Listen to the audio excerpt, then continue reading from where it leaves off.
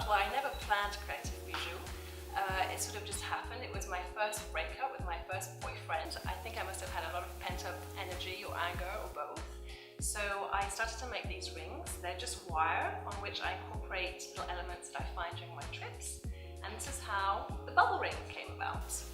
And I put these in chocolate boxes and I started to give them as presents, and they had success. A lot of girls wanted to buy them from me, and then I started to put them in boutiques and galleries, and that's how it all got started. Shortly after that, I made the recto verso earrings, which is using the same wire. However, their uniqueness is that we thread them in from behind, and they fall like this.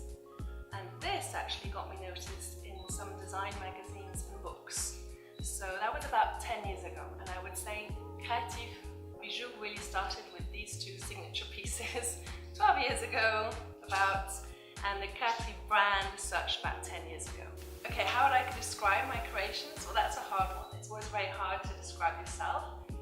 It's fashion, so they're made to play with. Very often you can wear them in different ways, you can interpret them, and they're really, I think, statement pieces. So I'd like to think that my jewelry would help you to get noticed in an evening. They're meant to grab attention, to get conversations going, and if they do so, and a lot of my clients say that they get a lot of compliments when they wear them, then I've completed my mission and I'd be very happy if my jewelry and creations do that.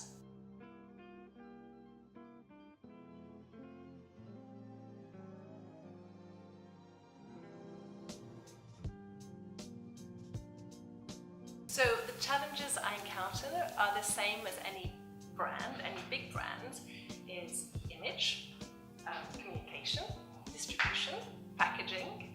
So that's the same for everyone. However, as a small brand, as an independent, I think I have an added value is that we can actually touch our audience directly. You can reply to emails, you can meet your public, and I think that is very, very important when you are a small brand, is to have this pleasure of actually being your own artistic director, not working for a big brand, deciding with whom you want to work, and also actually meeting, corresponding, writing to people who will buy your jewelry or just like it, just support us.